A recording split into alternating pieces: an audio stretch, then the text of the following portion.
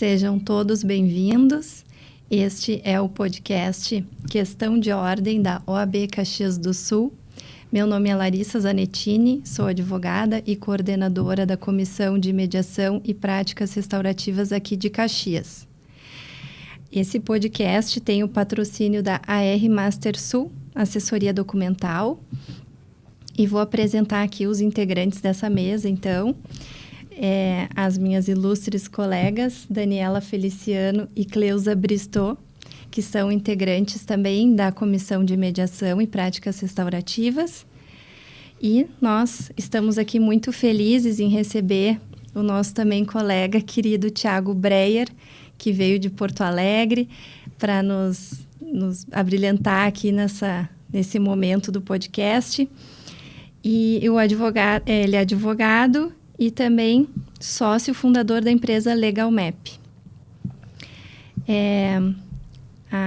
Esse tema tão importante e pertinente, né, que nós escolhemos, então, a formação e atualização do advogado em um ambiente de negócios em constante transformação, ele vem à tona porque realmente estamos passando aí por um momento de grandes mudanças, né?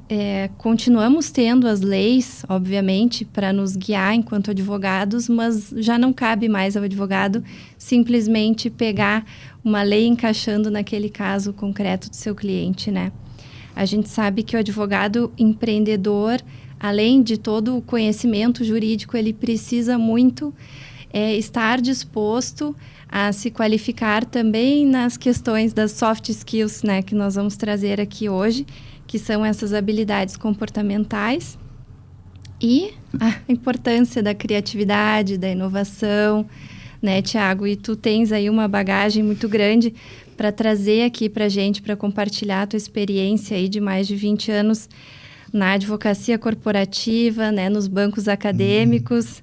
Inclusive, foi meu professor na PUC, né? E foi lá que conheci o professor Thiago Breyer. E para nós, o Thiago é uma referência quando a gente pensa em design thinking. Então, hoje estamos aqui para ouvi-lo, poder compartilhar conosco aí toda a tua sabedoria. Muito obrigado. Para mim é uma satisfação, Larissa, Dani, Bristô, tá aqui com vocês. A Lari falou bem, né? A gente foi colega num programa de pós-graduação. Eu só estava na qualidade de professor e naquele momento a gente acabou se conectando exatamente pelo que eu estava trazendo na aula e era algo que ela estava realmente buscando, algo diferente. Eu brinco que às vezes as pessoas... Eu quero algo novo, algo diferente. Eu não sei bem o que eu quero, né? Então... hoje, às vezes, eu tenho ótimos feedbacks que me falam: Thiago, tu falava naquela época, eu não entendia, mas eu guardei. E ao longo do tempo, algumas fichinhas foram caindo. Eu acho que isso é super legal. Acho que o trabalho, a gente conversava um pouco antes de vocês aqui, é sensacional por levar adiante essa nova forma de atuação. Ou mais do que isso, eu vinha pensando... é abrir os leques de oportunidades para diversos perfis de pessoas poderem estarem próximas ao ambiente jurídico. Então, eu acho que esse é o grande trabalho que eu vejo de vocês fazerem. E a gente está há bastante tempo aí já em conexão e ainda melhor quando a gente está presente. E as duas coisas, eu acho, as conexões que eu acho que são importantes, quando a gente fala em transformação, o que eu venho... lendo, trabalhando e o que eu tenho acreditado é que a gente não vive mais ciclos de transformação, né? Eu acho que a transformação ela vai ser constante, a inovação vai ser constante, a melhoria, a qualificação. Eu acho que o aprendizado, que é algo que eu valorizo muito no trabalho de vocês, inclusive, por isso que para mim é um privilégio, na verdade, estar aqui. Então, a transformação, a evolução, elas vão ser constantes. Ou, no máximo, ciclos menores, né? Talvez tenha algo de forma mais abrupta no primeiro momento, dê uma refrescada e depois volte. Mas ela tem essa sequência. E aí, o que eu tenho falado, e a gente trocou essas ideias, o quanto a gente tem de oportunidades e o quanto a gente tem que olhar para as pessoas e fazerem elas se prepararem. E a preparação é uma jornada. E o grande desafio é esse. Não é do dia para a noite. Com certeza, a gente ainda vinha falando, né, que se fosse só a questão de conhecimento jurídico, ok, mas é muito mais. Mas para esse a mais, o advogado não basta ele buscar um curso, né, ele precisa primeiro estar aberto, disposto a virar essa chave, né? E não são muitos advogados que aceitam, e esse é um dos grandes desafios nossos, né?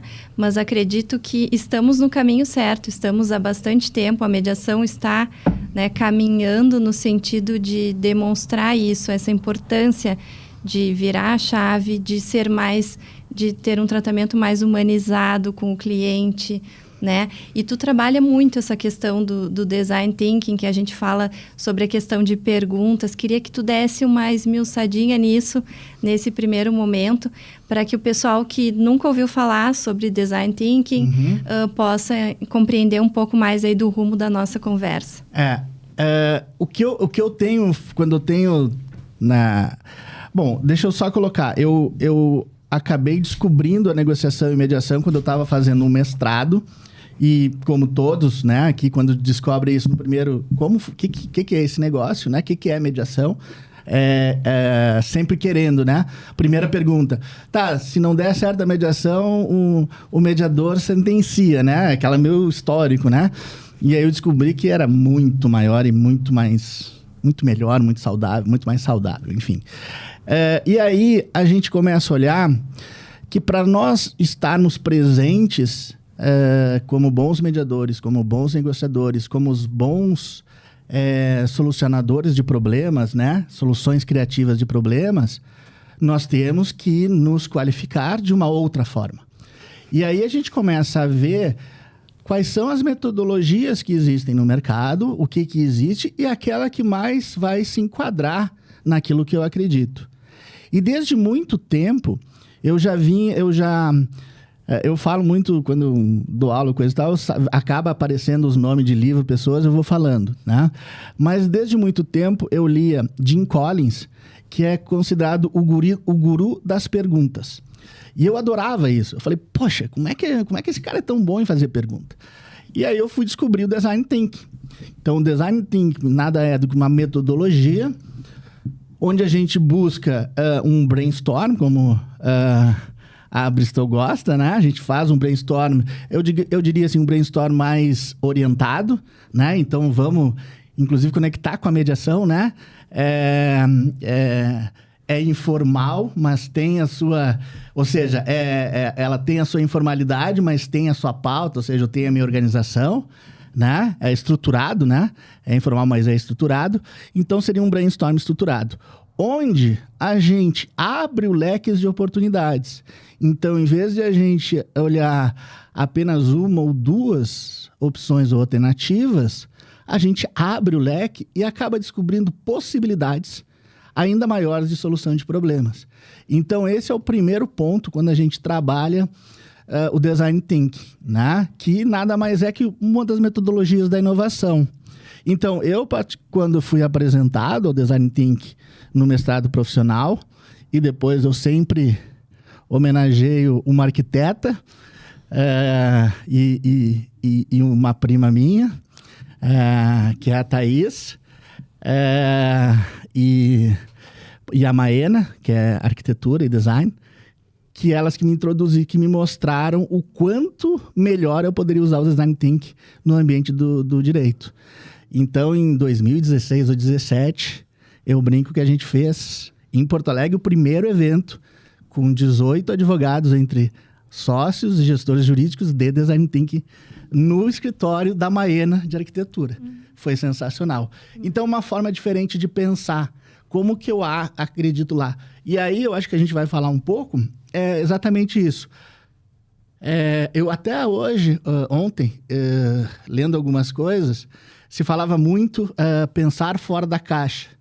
E aí eu vi um outro artigo que é pensar além da caixa. Ou seja, não é questão de fora da caixa.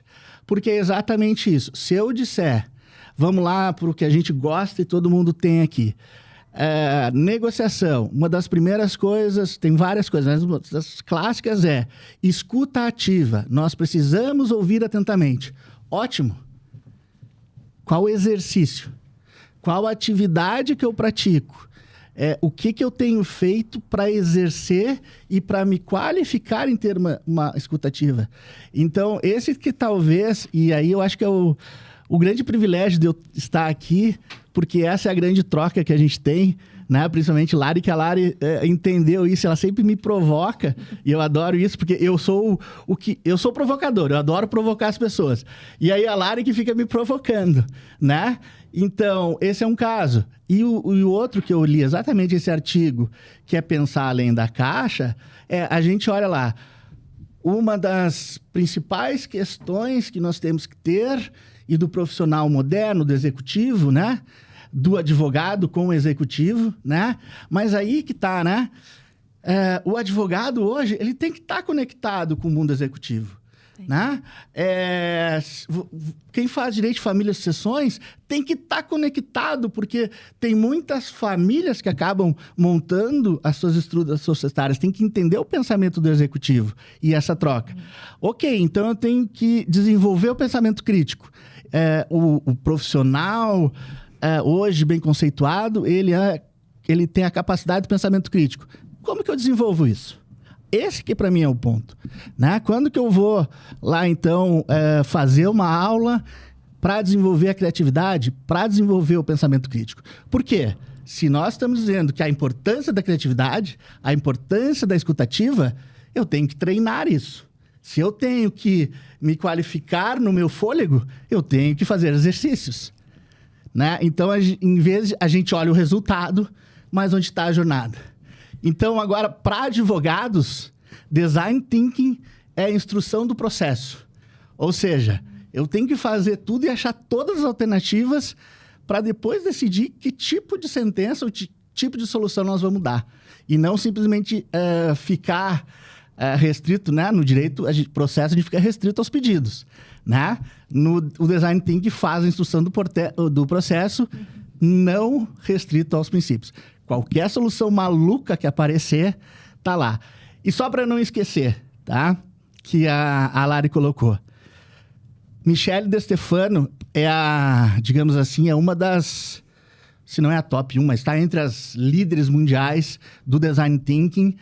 Ela tem um trabalho muito legal, que é Law Without Walls, é lei sem muros, tá?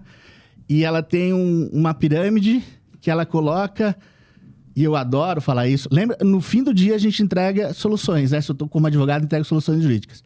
Mas ela coloca o direito, o exercício da advocacia, embaixo dessa pirâmide. Ou seja, ele é alicerce, ele é a base. Ele nem aparece. E se eu só tiver isso, eu tenho um cliente insatisfeito. Se eu só tiver o conhecimento jurídico nos dias de hoje, eu tenho um cliente insatisfeito. Né? Exatamente.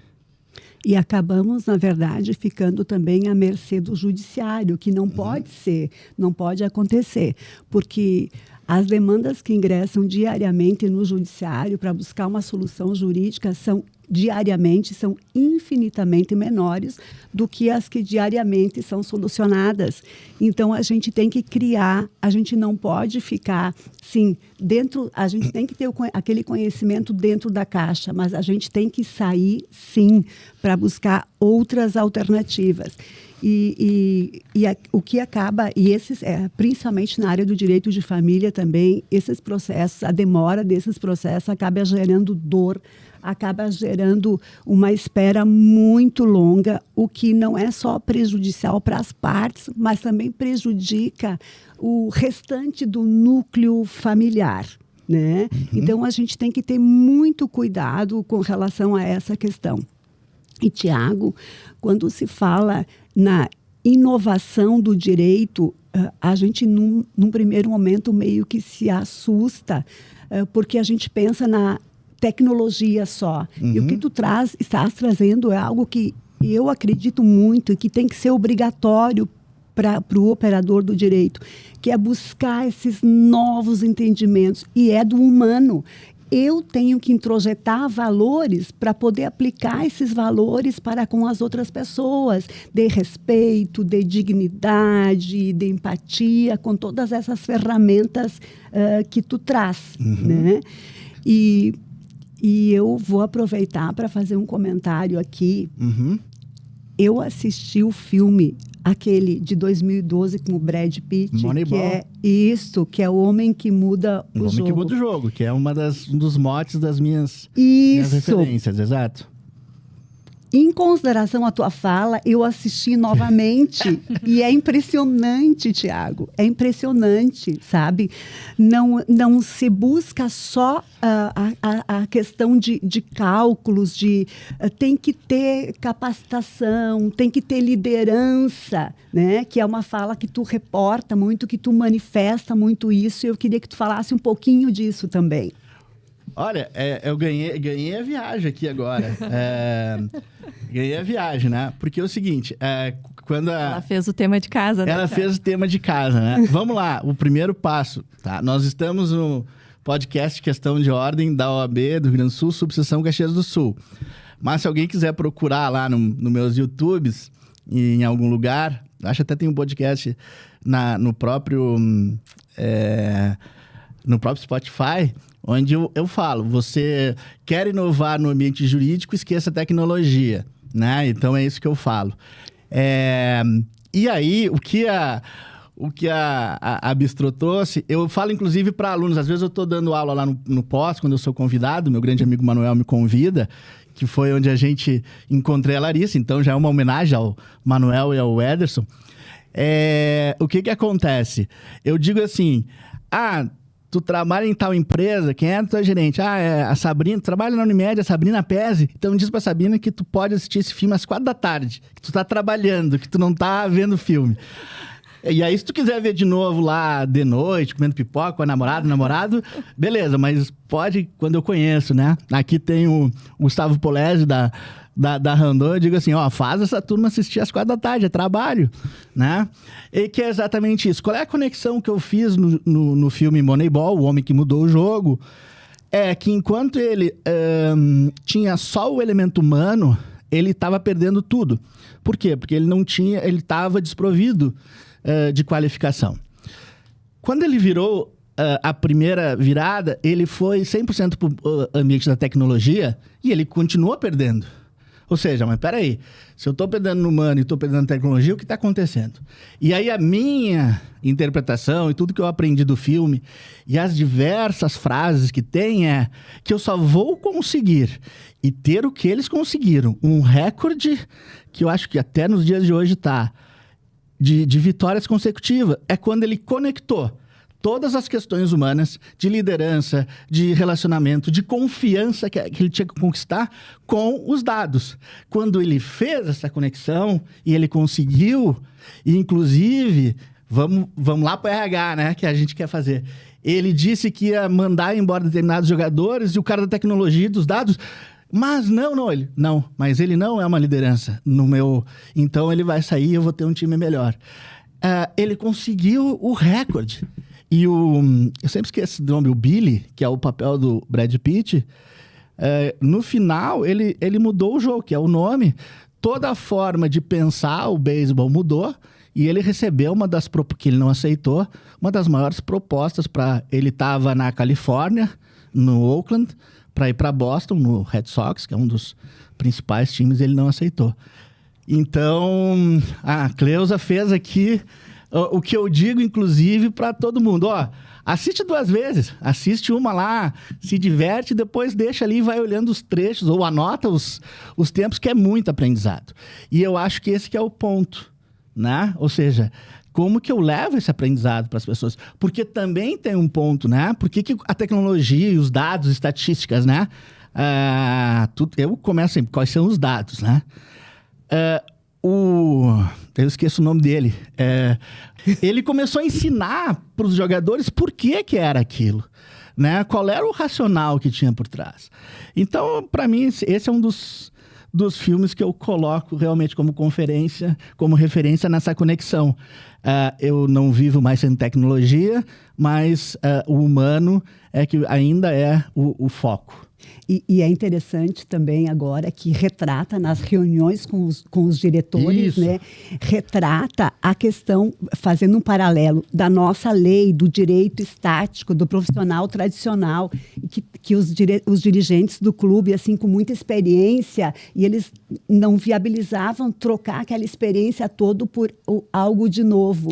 Sim. E ele buscava, o Brad Pitt buscava assim, não, essa não é a resposta. Eu quero saber qual é a pergunta perfeita. Será que nós estamos fazendo a pergunta certa? A pergunta certa. Então, assim, tu assiste e tu identifica várias frases, colocações das ferramentas que estamos discutindo.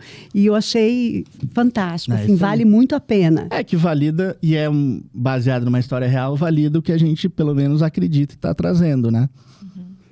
Dani, queria falar. É bem nesse contexto, e até lembrei, eu vi há pouco tempo esse filme, eu não tinha assistido ele ainda, e realmente ele é incrível em todos os aspectos possíveis, né?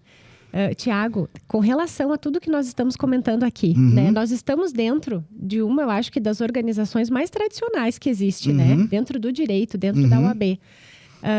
E você, com todo esse teu viés da inovação, da transformação e tudo, nós vemos com o viés da mediação e nós já encontramos muitas barreiras. Eu fico feliz de dizer assim, com muita satisfação, de que nós em 5 anos de caminhada, 7 anos de caminhada, já acompanhamos muita evolução, né?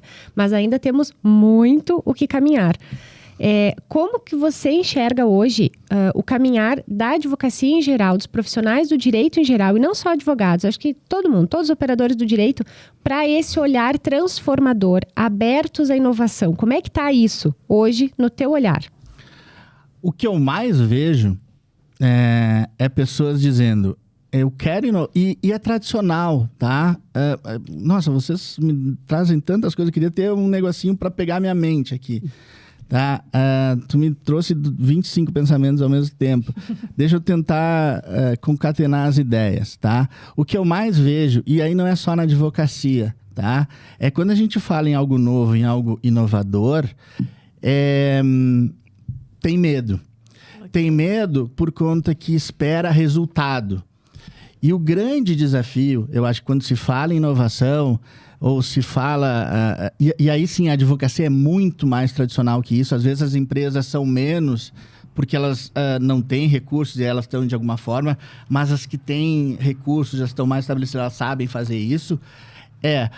Mas eu vou investir esse dinheiro e se eu não tiver resultado? Se tu não tiver resultado, tu perdeu esse dinheiro e teve um aprendizado. Ponto. Mas as pessoas não entendem, entendeu? Então eu tenho que ver assim, não, eu vou premiar a Daniela porque ela atingiu a meta, né? Mas olha só, a Larissa veio com um projeto todo diferente, a gente teve 1000 ideias, pensamentos, projetou coisas para 2025, mas não trouxe resultado. Então, poxa, mas são coisas diferentes. A Daniela está fazendo a empresa crescer e ser sustentável hoje, e a Larissa está fazendo a empresa existir em 2025 e 2030. Então, eu tenho que achar uma forma de validar se o que a Lari fez sentido, se o que ela fez foi correto, se o que ela fez trouxe o resultado para eu pensar a empresa em 2030, né? E não se deu resultado se eu atingir a meta amanhã. Então, esse é o grande ponto que eu vejo. O segundo ponto, e aí eu tenho uma questão sempre, tá, Dani? Eu sempre digo assim, e eu tenho... se bem que ontem foi um dia que eu... acho que se eu tivesse, por exemplo, 10 objetivos, eu atingi 9. Estava 90% onde eu disse ontem, eu validei a minha contratação, o meu salário. O que eu sempre digo, né? Se eu não estou conseguindo levar a inovação, eu tenho que primeiro olhar para mim. Né? E a gente entra na mediação e na negociação. Não é a Dani que está errada, porque ela não está entendendo inovação. O que eu estou comunicando que não estou conseguindo conectar com ela? Tá? E aí, eu não sei nem quem foi mais, tá?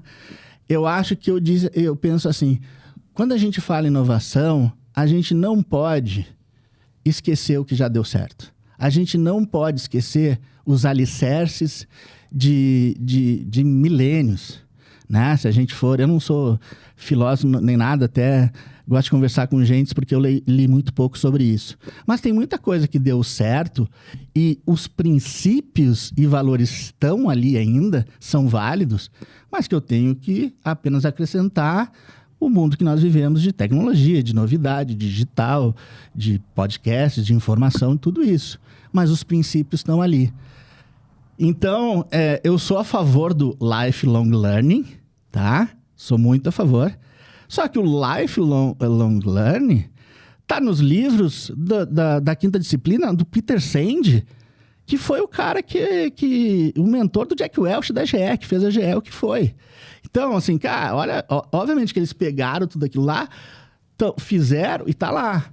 Mas eu digo para minha turma lá, lê a quinta disciplina primeiro do Peter Senge, que aí tu vai entender de pensamento sistêmico, tu vai conseguir olhar as coisas de cima. Ele tem depois, inclusive, por isso que eu gosto de trazer isso, ele tem quinta disciplina, sei lá, field book, alguma coisa, que é como se fosse o livro de exercícios, né? Você lembra quando a gente aprendia inglês, né? Tinha o book e depois tinha o workbook lá que a gente tinha que fazer os exercícios. Ele tem isso. Então, eu acho que é isso, a gente não esquecer daquilo que deu certo. A inovação não é estragar tudo, botar fora e agora eu vou começar. Mas eu levar adiante. Então, esse eu acho que é o ponto, né? Olha, a gente tem a tradição, a gente tem as coisas, mas vamos colocar isso.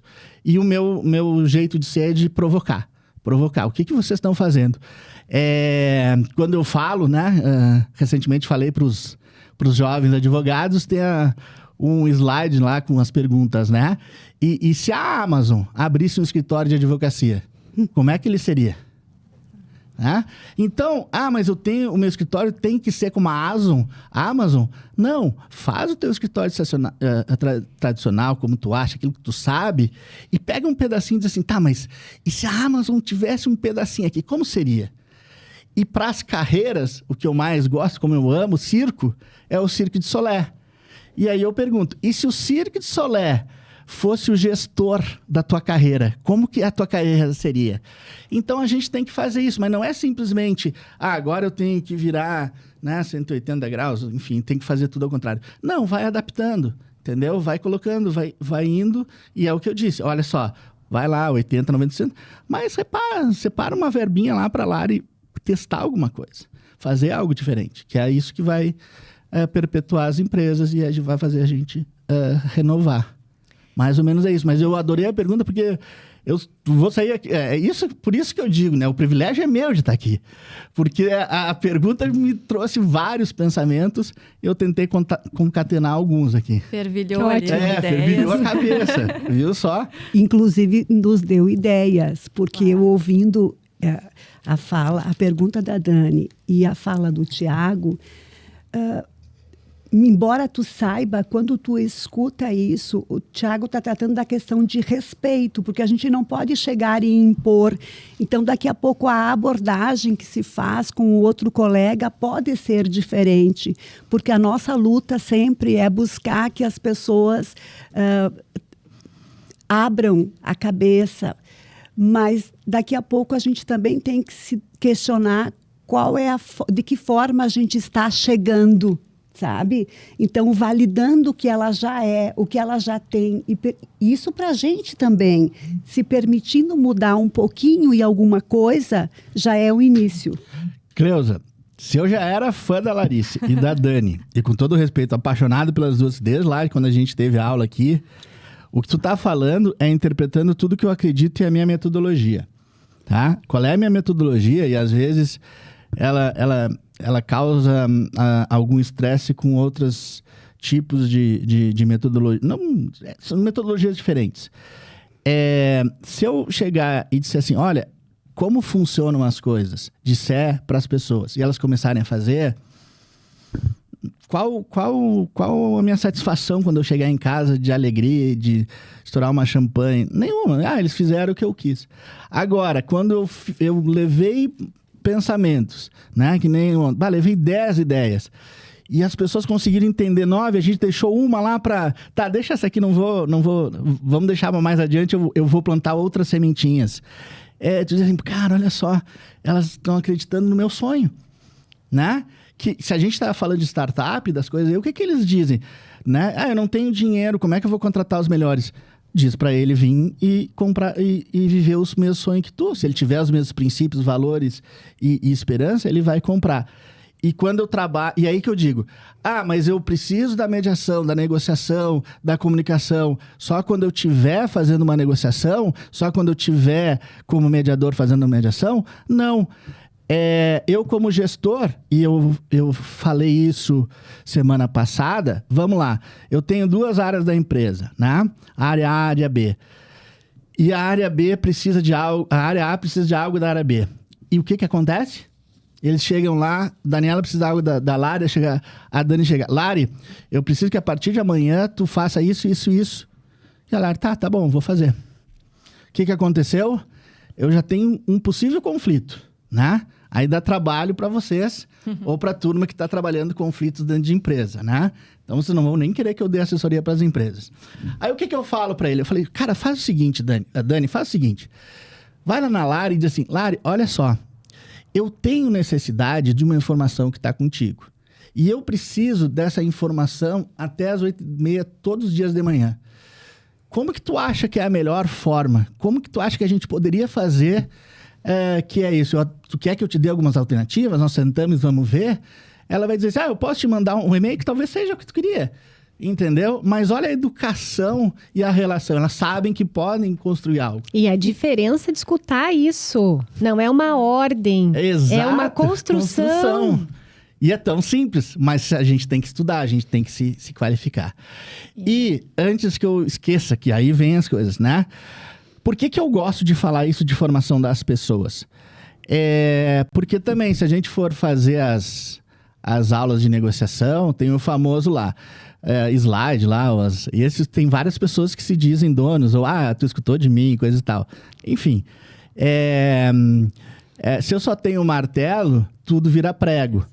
Né? Então, se eu passei 5 anos na faculdade, fiz um pós-graduação, e depois fiz um outro curso, aprendendo a ajuizar, tudo virou prego. Então, mesmo que alguém venha com outro tipo de problema que não seria ajuizar, eu só sei fazer isso, eu não vou perder o cliente. Então, eu vou ajuizar. Então, por isso que eu digo, talvez a gente não veja no curto prazo, mas cada sementinha que vocês plantam, uma pessoa, a gente vai vendo isso. Porque são pessoas que vão saber, olha, isso eu vou ajuizar, mas isso aqui, deixa eu lá falar que eu conheço esse advogado. Deixa eu falar isso. E é a prática. É a prática que a gente vende o peixe. E a gente vive dizendo, né, Dani, nos dá um voto de confiança, porque isso que tu falaste do resultado, se não der resultado, é o medo que todo mundo tem. Exatamente. Tá difícil de ver que por trás tem esse aprendizado. E é isso que a gente traz na mediação. Que às vezes a mediação, a pessoa não vê, não deu resultado. Como não deu resultado? Daqui a pouco as pessoas voltaram a se falar. Elas voltaram a restabelecer um diálogo, um relacionamento. Para mim, independente do que está escrito no acordo ou no não acordo, já serviu. Para alguma coisa serviu. E às vezes serve. A gente que trabalha muito com a questão de família, né? Fazer com que essas pessoas voltem a ter restabelecer o diálogo para nós já é o principal. Então, tocamos nesse assunto que eu acho que é a grande dor. Não tem resultado, não quero gastar dinheiro com isso que não me traz resultado. É uma pena, porque é uma visão. E aqui na nossa região isso é muito forte, né? Esse medo de perder dinheiro com algo que não vai dar certo. Eu adorei a tua frase, pensar além da caixa. Eu acho que ela é a tua cara. Não é minha, tá? Eu li no artigo da... Mas ela é a tua cara, Thiago. Agora eu vou ouvir isso, vou lembrar de ti, porque o além é a inovação. Exato. É tudo que tu traz. Já tô vendo lá na mostra. Como o Thiago Breyer disse, temos que pensar além da caixa. Ele citando fulano de tal. Não, já incorporei aqui. E perfeito, acho que esse é o caminho, né? E quando a gente fala em negociação, nossa, eu adoro fazer essa pergunta. Quem aqui se sente numa plateia, né? Bom negociador?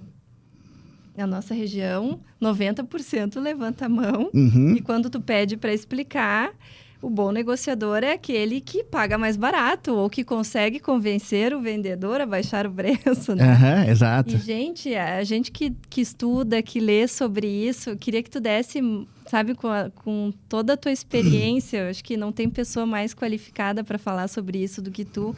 Queria que tu trouxesse aqui também, tanto para o público advogado, quanto para o público mais empresarial, né? Mas mudar essa percepção do que é o bom negociador. E dessa questão que a gente precisa da multidisciplinariedade, da colaboração, de trabalhar em equipe. Trabalhar em equipe dá outro podcast aí, né? Só pra gente de provocação, né? Ainda mais vocês com essas provocações, né? Eu tô me sentindo assim, pô, eu adoro provocar a turma, né? Hoje eu tô sentindo... Mas eu tô feliz, porque se eu tô gostando, bom, então tá legal. Eu só queria complementar um pouquinho, já que tu vais entrar nessa seara, que além da... tem uma questão que a gente tem que perceber também, que é do humano, e a gente trata isso, a gente se prepara, mas algumas pessoas não, que é por medo e insegurança dessa questão nova. Porque ele quer continuar. Tem alguns profissionais que querem continuar com o domínio. Eles querem ser o protagonista daquele processo, certo?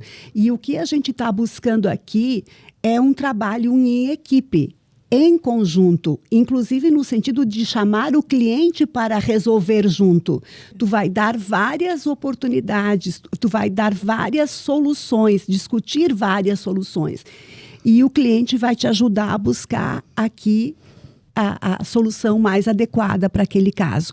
Então, nesse sentido, Tiago, também, eu gostaria que tu falasse como a gente poderia, eu não sei se essa é a pergunta, mas desmistificar essa questão junto aos profissionais, operadores do direito, porque é muito difícil quando do outro lado tu tens uma pessoa que ela não acredita em nada a não ser no CPC e no Código Civil.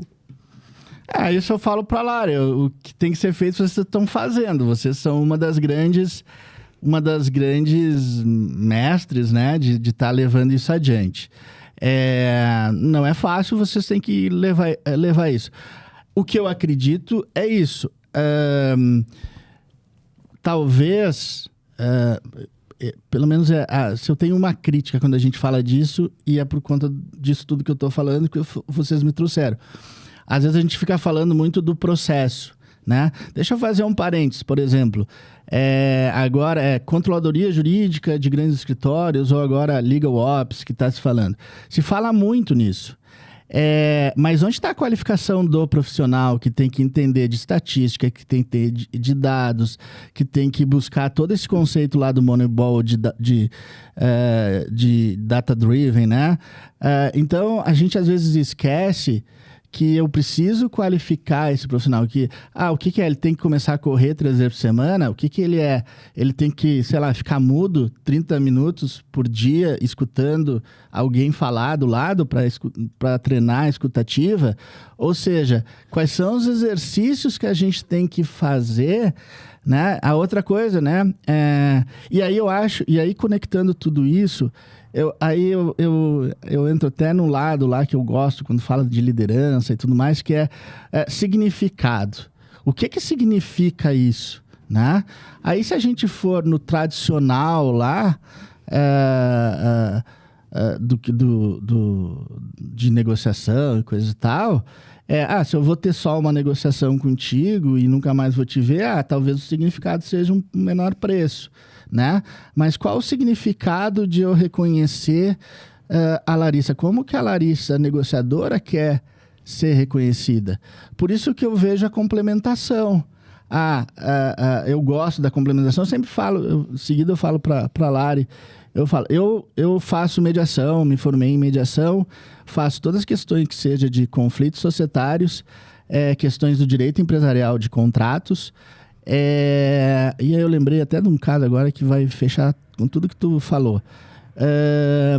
E acabo entrando, como eu trabalhei em family office e tudo mais, que eu sempre fui meio conector dessas Catalisador. questões. Catalisador.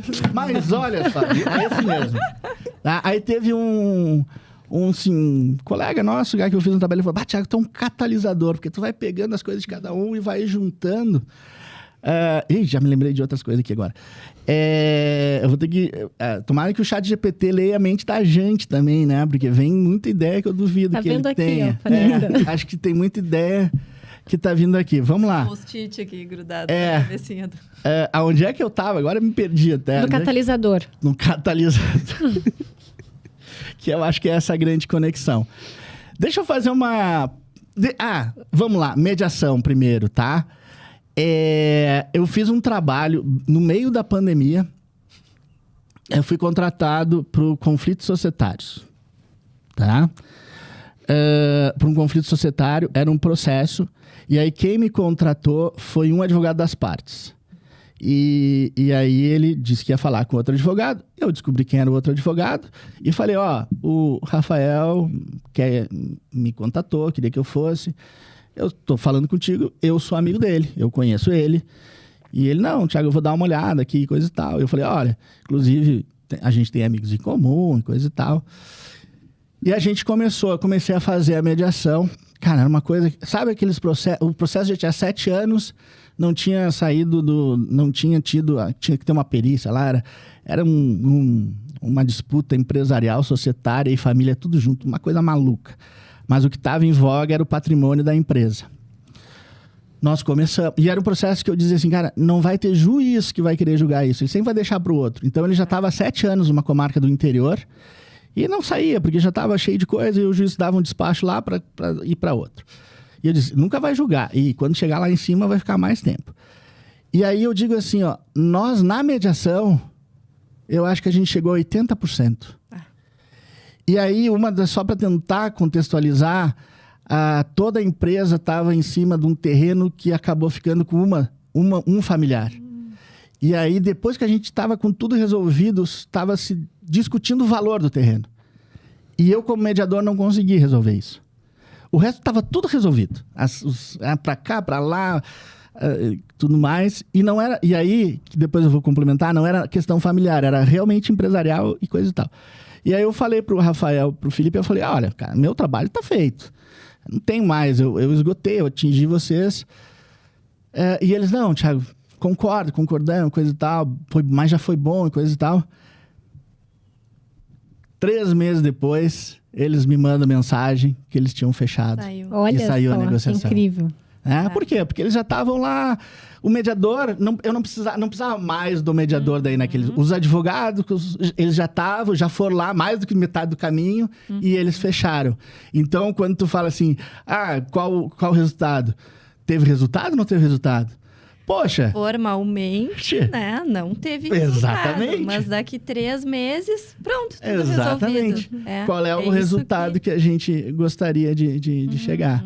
Então, casou, eu acabei lembrando disso, casou bem com o que vocês querem. Só se chegou ao resultado em razão desse trabalho feito. E do tempo que às vezes é necessário para as pessoas internalizarem, amadurecerem toda aquela ideia, fazerem as reflexões necessárias para a tomada de decisão.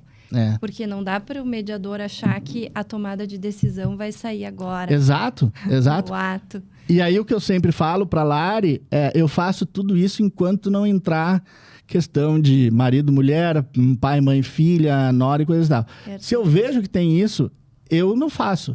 Não, por quê? Porque eu não por mais que eu goste, leia, podemos falar a respeito, mas não é como profissional. Então, se eu tiver uma questão, comecei a analisar uma disputa societária que, na verdade, o cerne da questão é alguma questão familiar, não sou eu, é a Lari, é a Dani, entendeu? A gente tem que entender isso. Por quê? Porque eu me qualifico para entender as relações familiares, a família empresária, a empresa familiar, para saber as conexões. Eu leio, entendo, mas eu não sou profissional para entender qual é a relação de pai com filho, de filho, de irmão com irmã, irmão mais velho com irmão mais novo. Eu não sei isso. Então, se eu achar que esse é o ponto, opa, vem. Não preciso eu estar qualificado para tudo. Sim. Sim. Claro. Tem que conhecer quem também venha para somar ali naquela equipe, né? Na atuação. Exatamente. Eu digo, ó, para eu continuar aqui, resolve isso aqui, que daí eu continuo aqui. Mas enquanto eu não resolver isso aqui, eu não sigo adiante. Beleza, ela pode vir, resolvi o problema ali, coisa e tal. Então agora eu consigo ir adiante. Né? Ou o contrário, ó, já resolvi aqui, mas tem umas coisas engraçadas aqui, ó, vem e termina o trabalho. A gente tem que enxergar essas coisas onde estão existentes, né? As complementações. Não precisa ser. Porque eu acho que o grande ponto é, olha só, tu tem que ter pensamento crítico, criatividade, empatia. E aí tu vai dizer, né? Não, vê aquilo que... Por que eu estou no design thinking? Porque é a linha que me chamou. Aí, no mundo da consultoria, muitas vezes me falam da metodologia ágil. Eu leio, eu estudo, eu aplico, mas eu não sou profissional disso. Sim. Vai e fala com fulano Sim. que ele entende metodologia ágil Sim. na gestão de escritórios e coisa e tal. Porque, imagina, eu chego lá, olha só, sou bom nisso. Às vezes até digo, né? É só um canivetezinho suíço, mas os pequenininhos, porque senão vão achar que... É importantíssimo que tu colocasses, é estar aberto à multidisciplinaridade. É isso. Sabe? As conexões. Porque a gente não tem condições, a gente tem que se informar para poder aplicar, para poder direcionar. Mas, com certeza, a gente tem que trabalhar com parcerias, ter pessoas que a gente confie próximo, né? Inclusive, fazendo o link aquele, né, de cada profissional dentro da sua atuação, né? O advogado tem o seu papel, do seu conhecimento jurídico, do seu cliente, o mediador, por mais que, como nós, ele detenha o conhecimento jurídico, enquanto mediador, ele é apenas e tão somente um facilitador do diálogo. Como é importante a gente ter isso bem definido para que não ocorra aquela briga de ego, né? Do advogado achar que o mediador está querendo se meter no caso dele. E o advogado não é menos advogado quando ele pede o auxílio de um mediador para mediar o caso dele. Né? Isso a gente escuta muito. Não, eu adoro mediação, acho lindo o trabalho de vocês, mas assim, eu sou super conciliador. Né? Mas aí, conciliador, será mesmo? Ótimo, se consegue fazer os acordos do teu escritório, perfeito, maravilhoso. Mas às vezes, e se tu precisar de algo a mais, será que tu consegue perceber que tem alguém que pode te auxiliar com isso e que isso não te faz menos profissional, porque tu continua sendo um excelente profissional dentro da tua área. Então, esse é o ponto, né? Lari, eu acho que é muito importante agora, nessa tua fala, não deixar de trazer o seguinte, que foi falado, inclusive, no grupo de estudos lá de Direito de Família da comissão. A questão da mediação, ela tem como primórdios, assim, a imparcialidade. E nós, enquanto advogados, nunca somos imparciais. Nós vamos precisar sempre de alguém, de maneira imparcial, administrando o conflito para pensar no entendimento, porque o advogado do autor vai pensar sempre no bem dele e o advogado do réu vai pensar sempre no bem do réu, por mais que tenha um perfil conciliador. Então, não vai conseguir atuar de maneira imparcial, não tem outra palavra, tanto quanto o mediador.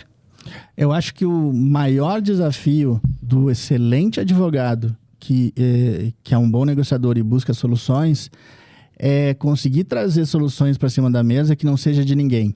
E aí ele vai sempre querer que... mas eu sou o melhor negociador, então a solução tem que ter sido minha. E esse é o desafio. Esse desafio, eu não sei o quanto ele já foi superado, mas eu fui trabalhar em empresas lá nos anos 2000, e depois trabalhei muitos anos na Claro, e aí tem a famosa advocacia preventiva, a advocacia de business, a advocacia de negócios.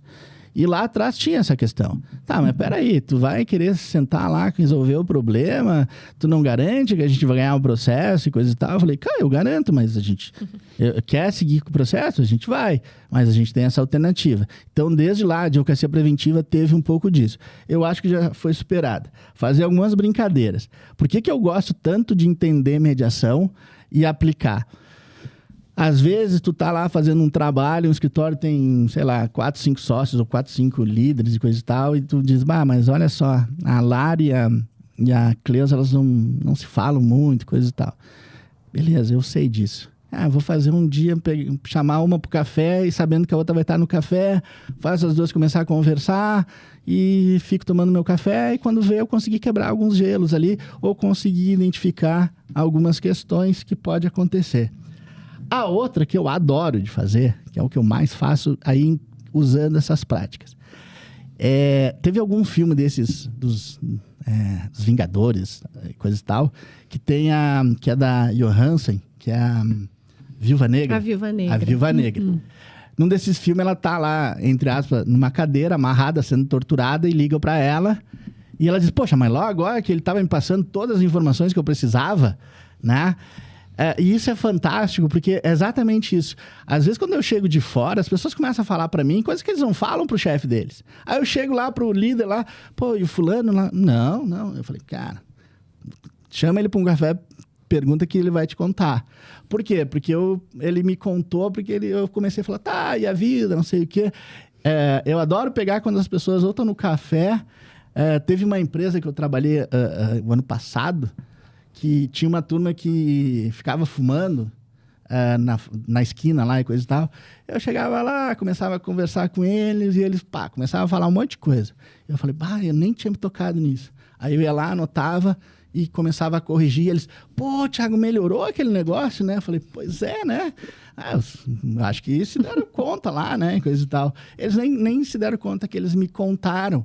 E a mediação é isso, a gente traz coisas e eles nem se dão conta que eles resolveram. E só para deixar a sementinha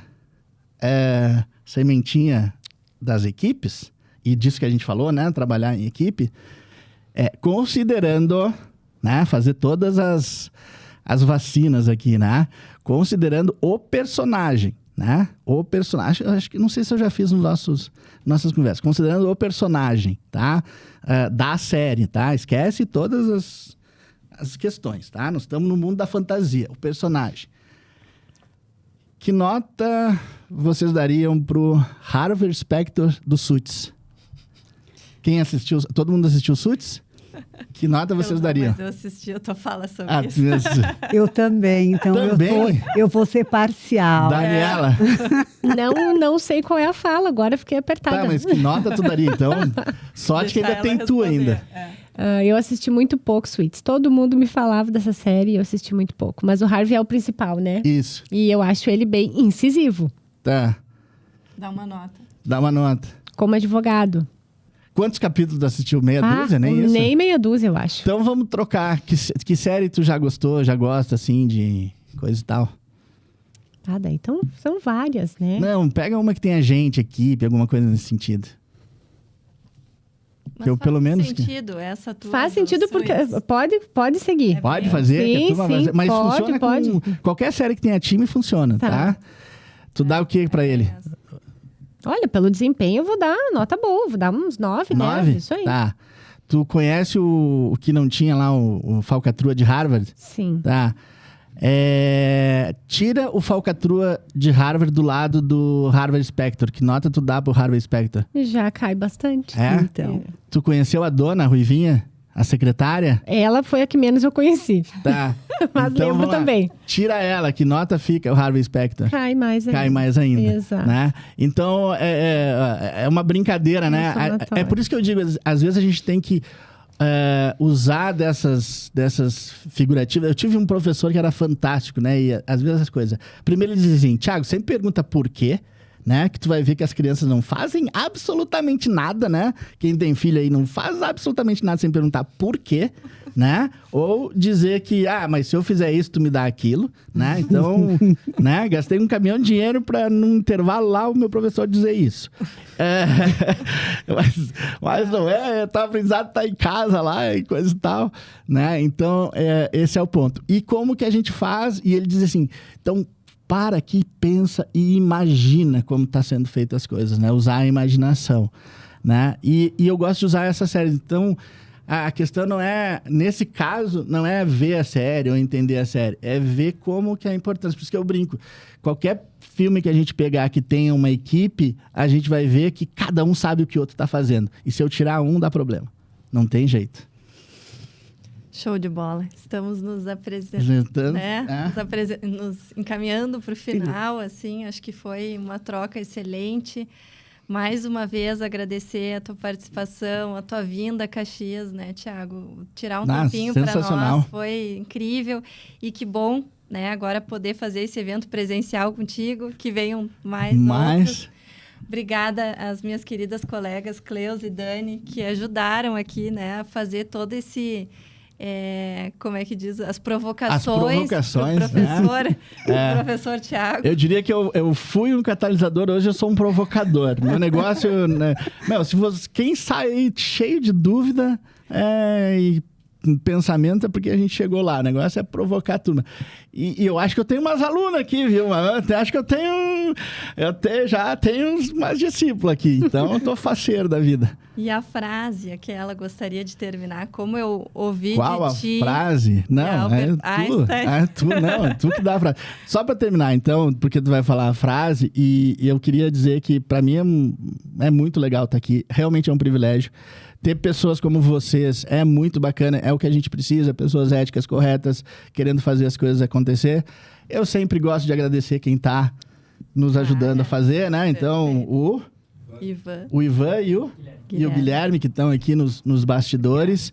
E como privilégio, sempre que eu puder e quiserem, vamos aqui trocar ideias. E vou ter que achar um jeito de pegar todas as provocações que vocês fizeram, a Daniela fez, e tentar botar mais ainda no papel. Muito obrigado mesmo, é um privilégio e eu sou muito fã de vocês também. A honra foi nossa. Então, pra gente, eu acho que essa frase fecha bem, né? Se eu tivesse 1 hora para resolver um problema, eu passaria 55 minutos pensando sobre o problema e 5 minutos pensando sobre a solução. É isso aí. Qual a pergunta certa que eu tenho que fazer para resolver esse problema? Perfeito. Incrível. É isso aí.